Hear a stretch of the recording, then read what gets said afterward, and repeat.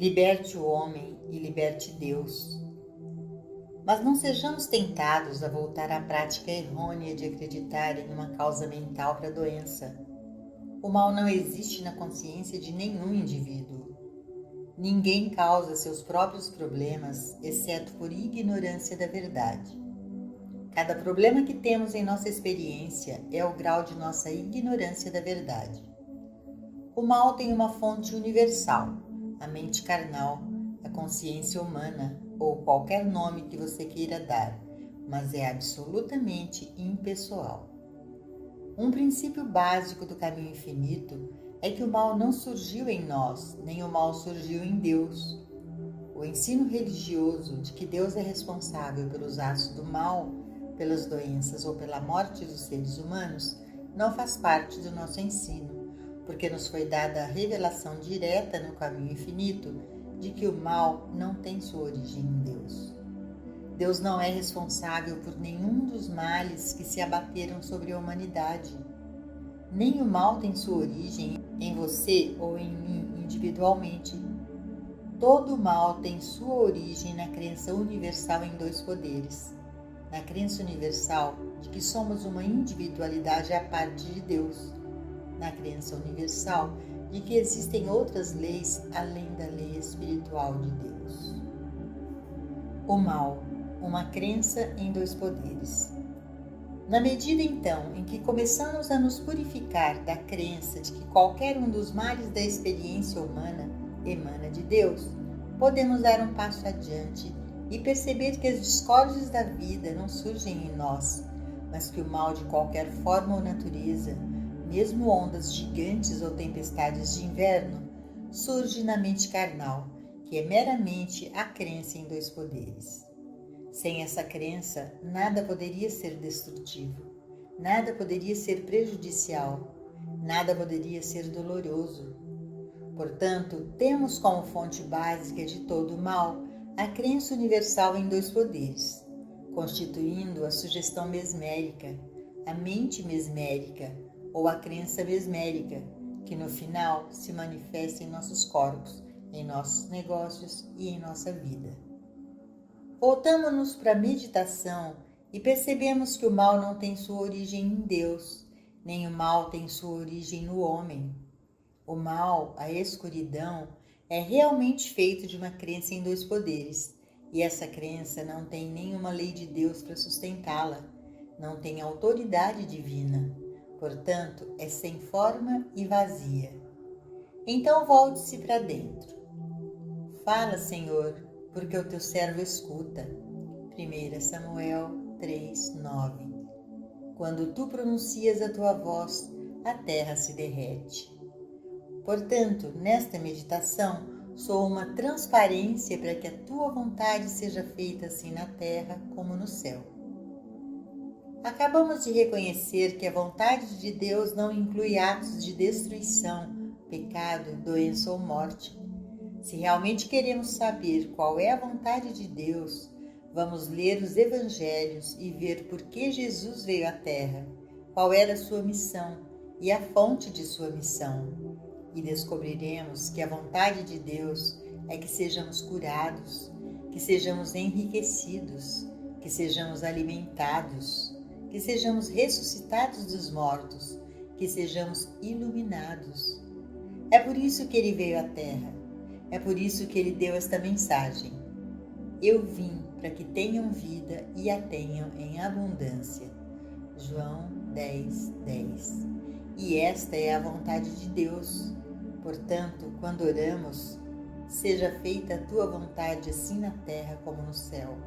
Mateus 6:10.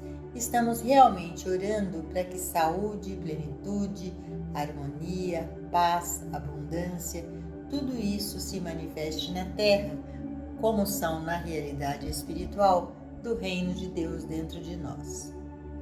Alcance o centro interno para que o mundo conheça a paz. Há um centro dentro de cada um de nós em que há harmonia completa, paz e descanso espiritual completos, um sábado completo deste mundo. Existe esse centro dentro de cada um de nós, e em nossa meditação Eventualmente nós o alcançamos e realmente nos sentamos nesse centro dentro de nosso próprio ser em uma paz eterna, um estado divino de paz. As tempestades deste mundo não entram lá. Nesse estado de paz interior, oramos para que a paz eterna no centro de nosso ser, essa harmonia, plenitude e perfeição eternas, agora possam se manifestar na Terra assim como está dentro de nós.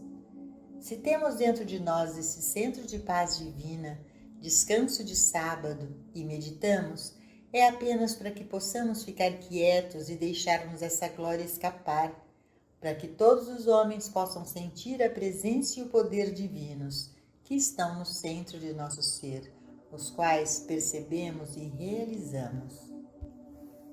Isso, por sua vez, revela que, uma vez que é verdade que Deus não faz acepção de pessoas, Atos 10:34, esse mesmo centro divino está no centro de todos os seres, e todos os receptivos ao impulso espiritual podem se retirar do mundo em meditação, podem ser separados e apartes do mundo, estar no mundo, mas não serem dele, e finalmente perceber que eles também têm carne que o mundo não conhece. Eles também têm esse centro onde a paz é consagrada. Eles também têm esse centro de luz interior e, portanto, é possível abrir um caminho para que essa luz aprisionada escape. Ao fazer isso, eles podem ter a certeza de que as tempestades aqui começarão a diminuir. No início, podem ser apenas as tempestades que estão em sua mente e corpo. Mais tarde, serão as tempestades que estão em sua casa e nos membros de sua família. E então, mais tarde, cada um atrairá para si aqueles a quem ele possa dar essa mesma luz. 10 homens justos. Você acredita que 10 homens justos em uma cidade, Gênesis 18:32, poderiam salvá-la? Eu espero que você realmente acredite nisso. Espero que você acredite que 100 pessoas podem salvar o mundo de todos os desastres que o ameaçam. Apenas 100 pessoas, ou até menos, poderiam fazer isso. Um indivíduo como Moisés influenciou e beneficiou toda a raça hebraica de seus dias. Um homem como Jesus Cristo trouxe benefícios incalculáveis a milhões de pessoas por 20 séculos e provavelmente seu trabalho beneficiará mais de agora em diante do que o fez até agora. Pense em como a vida da Senhora Ed afetou todo o mundo religioso em todo o mundo e quantos milhões de pessoas experimentaram curas físicas, mentais, morais e financeiras através da consciência daquela mulher. Se você parar para pensar nisso, deve compreender o poder que existe na consciência espiritual de um indivíduo. Para ser breve, menciono apenas alguns, mas há muitos outros que você poderia citar que influenciaram e abençoaram a vida de inúmeras pessoas e trouxeram paz e harmonia. Ao ler sobre a vida das luzes religiosas do mundo e ver a influência que cada uma delas teve sobre incontáveis milhares, às vezes milhões, você entenderá o que quero dizer quando digo que 10 homens e mulheres justos poderiam salvar o mundo inteiro. Mas o que queremos dizer com justo? O que queremos dizer com 10 homens justos? Não tem nada a ver com pessoas de boa moral. Não tem nada a ver com pessoas que seguem rigidamente alguns ensinamentos religiosos. A palavra justo tem a ver com a consciência espiritual atingida. Tem a ver com uma consciência espiritual desenvolvida, a mesma mente que também estava em Cristo Jesus, a mesma consciência que influenciou todas as luzes espirituais. O espírito que animou Lao Tse e Buda é o mesmo espírito que animou Jesus Cristo. E o espírito que animou Jesus Cristo é o mesmo espírito que animou toda a luz espiritual, masculina ou feminina, em todos os tempos. Em outras palavras, há apenas um espírito e há apenas uma consciência espiritual. e o Espírito que realizou sua obra por meio de Moisés, Elias, Eliseu, Isaías, Jesus, João e Paulo, esse mesmo Espírito é o Espírito de cada indivíduo que alcança a consciência espiritual. Em outras palavras, eles alcançaram a consciência do Espírito que animou toda a luz espiritual. Portanto, tem o mesmo poder, a mesma influência e sempre faz o mesmo trabalho milagroso. Receptividade e cura. Nenhum de nós deve ficar desanimado se não pudermos beneficiar a todos a quem gostaríamos de beneficiar, porque devemos lembrar que deve haver algum grau de receptividade e responsividade espiritual naqueles a quem ajudamos. Normalmente, o simples fato de pedirem ajuda indica que eles têm esse grau de receptividade espiritual. Muitas pessoas nos pedem para trabalhar para Jones, Brown, Smith em algum lugar, alguém que não está interessado na verdade espiritual e está em um hospital ou recebendo ajuda médica. Dizem que ele merece ficar bom porque é um pai amoroso ou tem alguma outra boa qualidade humana. Como se pudéssemos sair por aí entrando na casa de qualquer pessoa e de todos os que estão doentes. Não podemos, mas certamente podemos levar alguma medida de luz a todos que estejam abertos, receptivos e responsivos a ela. Essa é a nossa responsabilidade.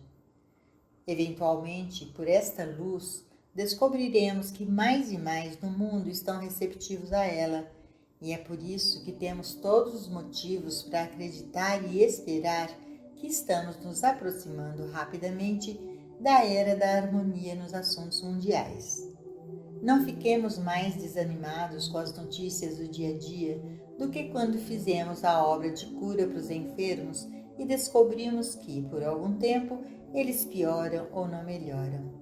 Isso não é motivo para desânimo, contanto que estejamos fielmente fazendo o trabalho que é nosso, e nosso paciente ou aluno o faça fielmente, porque todo trabalho de cura não evolui da mesma maneira.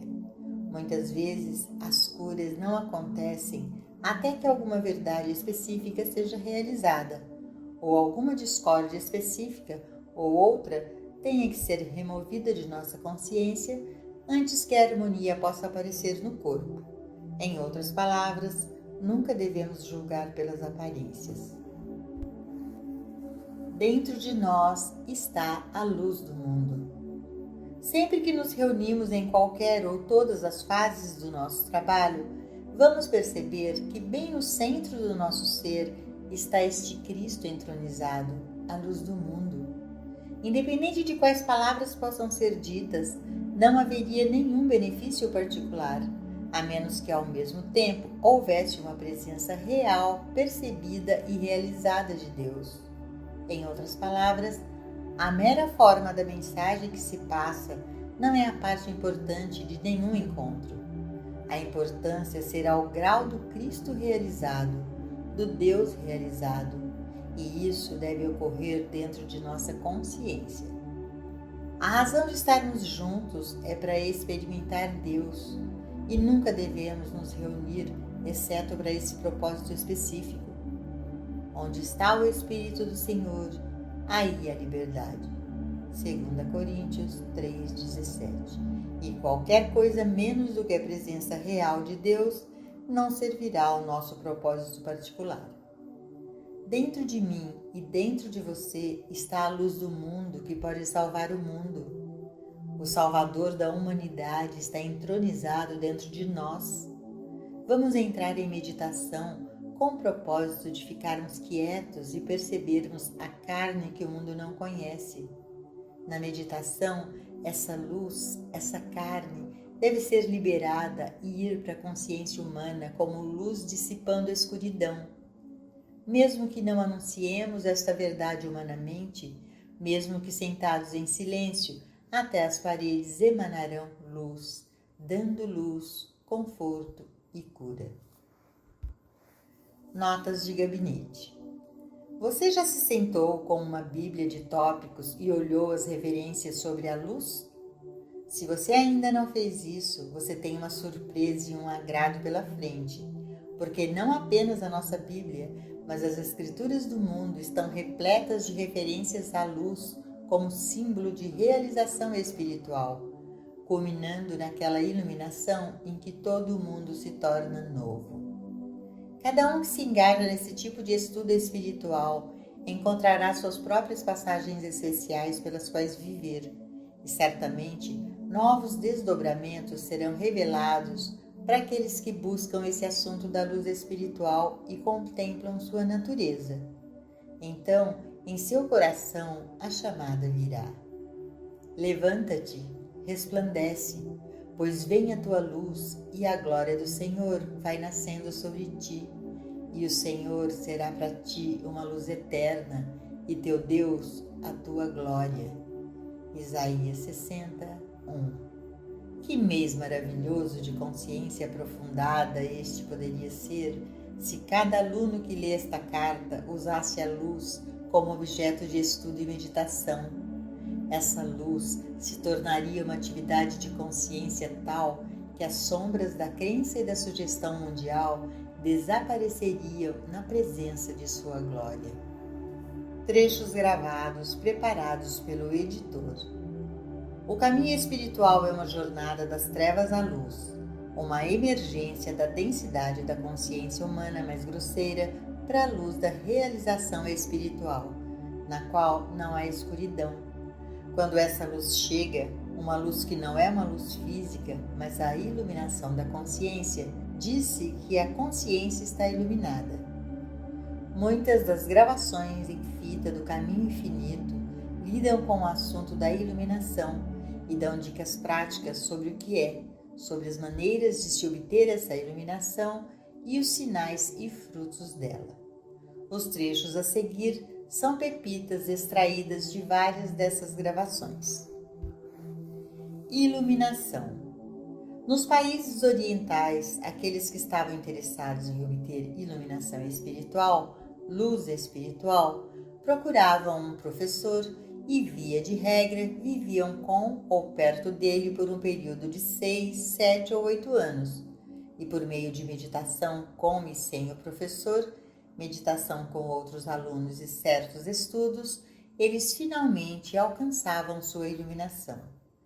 A questão não é inicialmente atingir aquele grau de iluminação que nos colocaria como professores espirituais ou curadores espirituais, mas como atingir iluminação ou iluminação suficiente para sermos capazes de nos libertar das discórdias, das desarmonias da vida humana e construir dentro de nós um senso espiritual que não só nos elevaria acima dos problemas do mundo, problemas familiares ou problemas da comunidade, mas nos permitiria viver normalmente com nossa família humana, negócios ou vida profissional, e ainda sermos inspirados, alimentados, apoiados por uma experiência interna, por um contato interno. A iluminação nunca pode vir para uma pessoa que a busca. Ela pode vir apenas para aqueles que percebem que o reino de Deus, da luz, da verdade, da sabedoria, do amor, é interior. Todo o segredo da iluminação espiritual está vinculado à compreensão de que o reino de Deus está dentro e devemos encontrar uma maneira de deixar esse esplendor aprisionado escapar. O primeiro passo é sempre nosso conhecimento consciente da verdade, intelectualmente sabendo a verdade, e então, através desta reflexão constante, meditando e ponderando, nos trazemos para o lugar onde já dissemos e pensamos tudo, e agora estamos silenciosos. Então, nessa imobilidade e a partir desta imobilidade, surge a própria luz que temos procurado. Joel Goldsmith, Iniciando a Vida Contemplativa, aula em aberta em Maui, 1960. Quando você está no estágio em que algo maior do que você o está empurrando para um caminho espiritual, então é que você pode escolher. Você tem a oportunidade de determinar quantas horas por dia lhe dedicará Ou que grau de esforço fará para atingir a quietude e o silêncio da meditação. Você pode determinar se reservará ou não períodos para praticar a mensagem da verdade, até que ela se torne o espírito da verdade. Está em seu poder determinar se sua iluminação ou realização final virá em 1 ano, 3, 5 ou se será prolongada em 20 anos. Disso você pode ter certeza, sua realização e iluminação finais já estão asseguradas. O dedo de Deus está sobre você, ou você não estaria seguindo nenhum caminho espiritual.